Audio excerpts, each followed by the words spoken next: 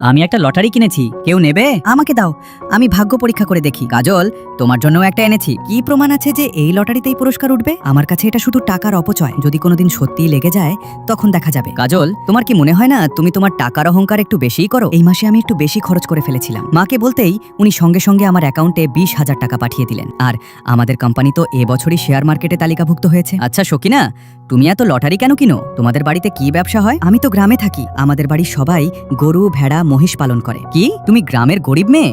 ছি, তোমার গা থেকে কি বাজে গন্ধ আসছে। তোমারই বরং বেশি গন্ধ আসছে। রোশনি, থাক, অকারণে ঝগড়া করো না। সকিনা, শুধু তোমার জন্যই চুপ আছি, না হলে এদের দুজনের পা ভেঙে দিতাম। সকিনা, তোমার ড্রেসটা তো বেশ দামি মনে হচ্ছে, কোথা থেকে কিনেছো? এটা কেনা নয়, আমার মা নিজের হাতে সেলাই করেছেন। আরে, এতে তো কোনো ব্র্যান্ডই নেই। তাড়াতাড়ি এটা সরিয়ে ফেলো, কোথা থেকে যেন তুলে এনেছে। এটা পরলে একেবারে কুরানি মনে হবে। এত হাসার কিছু নেই সকিনা, তোমাদের দুজনের চেয়ে অনেক ভালো। সকিনা, তোমার মায়ের কাজটা সত্যিই দারুণ। চাইলে আমি তোমাদের কাপড় অনলাইনে বিক্রি করে দিতে পারি। না, এগুলো শুধু অর্ডার অনুযায়ী বানানো হয়, এগুলোর দাম অনেক বেশি। এই কাপড় এত দামি?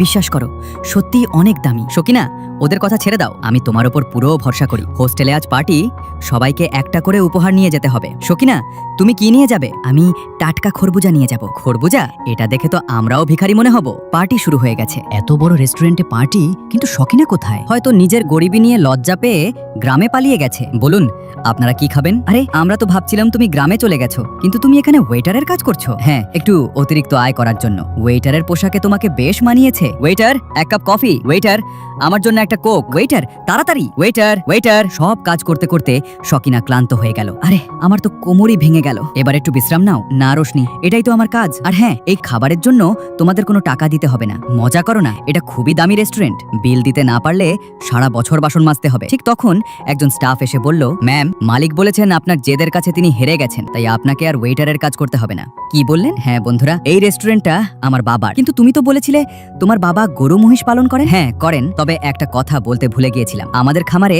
20 লাখ গরু মহিষ আছে। তোমাদের দুজনের সব সম্পদ মিলিয়েও ওর জুতার সমান হবে না। তাহলে তুমি লটারি কেন কিনো? মাঝে মাঝে শুধু নিজের ভাগ্য পরীক্ষা করার জন্য? সকিনা, দাঁড়িয়ে আছো কেন? এখানে এসে বসো, আজ আমরা নিজের হাতে তোমাকে খাওয়াবো। ঠিক তখন শোনো সকিনা, তোমার দেওয়া লটারিতে পুরো 1 কোটি টাকা জিতেছি। ওয়াও! সকিনা, প্লিজ আমাদের জন্য একটা লটারি এনে দিও।